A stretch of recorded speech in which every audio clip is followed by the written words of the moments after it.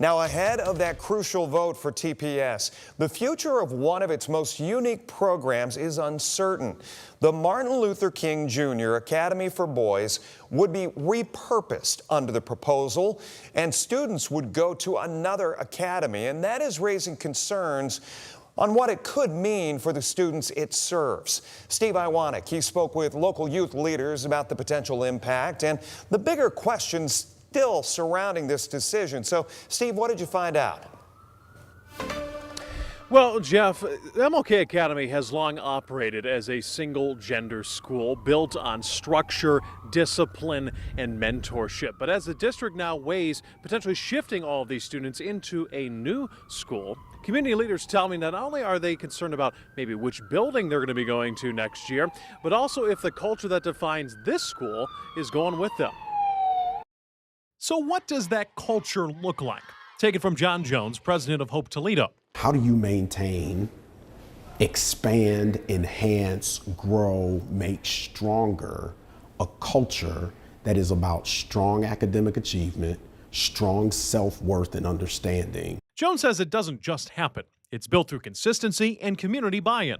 It's going to take a culture that allows for everybody to come in and to be a part of that. So as a potential merger looms, Jones says keeping culture intact starts with the little things. MLK students, for example, wear uniforms. Jones himself almost always is found in a suit and bow tie, and he says that message matters. And I think it's critically important that we continue to show that, because when you show that, it makes a significant difference, even in how you feel about yourself. There's a social emotional learning impact that comes into that. Heading into Tuesday's vote, Toledo Public Schools' plan is to merge MLK students with Jones Leadership Academy. Leaders cite declining enrollment and building use. But with that shift comes uncertainty. My grandson is going to be impacted by that school changing. And so the problem I have seen over the years is the lack of accountability, the lack of structure that can really be there. Sean Mahome, founder of Young Men and Women for Change, says in his experience of working with youth in Toledo, structure and accountability aren't optional. They're essential. When you don't have a school where young black boys can go and to be taught, discipline and structure, is it really going to be a help or is it going to be a hinder? And that brings us back to the core issue. Whatever happens next, both say it can't fall on the district alone. Yes, things need funding to make it happen, but if we all pull our resources together, we can make a greater thing happen just because of the village mentality and what we're willing to do to assist the district.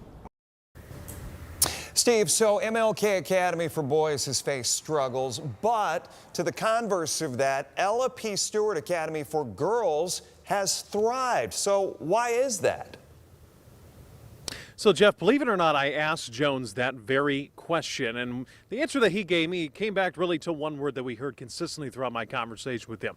It's community. He says at Stewart Academy, it's consistent with the presence and the buy-in from the community support that supports those young girls that go to that academy versus what he describes over here at MLK Academy as more of a broader support, a little more inconsistent, I should say. So I'm curious to see what happens in the future as this merger potentially happens. For now, here in Central Toledo, Steve Iwanek, WTOL 11.